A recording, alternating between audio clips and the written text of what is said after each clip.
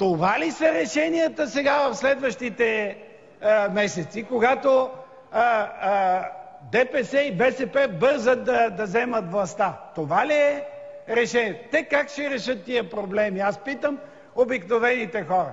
Как тия, които са ги забъркали, ще ги решат? Ще почнат да строят Белене ли? Какво ще направят? Как ще се решат проблемите на хората? Пак питам. Абсолютно невъзможно е да решите проблемите.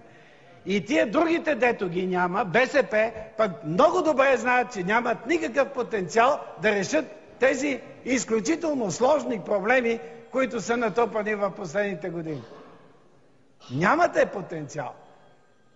Сега беше момента Народното събрание да направи консенсус, обществен, отговорен, за битка срещу монополите, за възстановяване на конкурентоспособността на българския пазар и за освобождаване на домакинството от този гнет. Сега беше момента. Каква е гаранцията, че тези, които отгледаха монополите в последните 12 години и им дадаха възможността да злоупотребяват, ще се справят с тях? Добре, хората ще ги изберат, ще дойдат да управляват. Каква е гаранцията?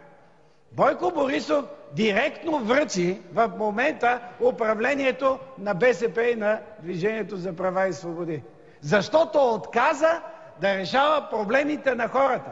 А щом отказа да решава проблемите на хората, щом няма яснота да решава проблемите на хората, той не е този политик, който трябваше да бъде министър-председател на страната. Това не е дясно управление.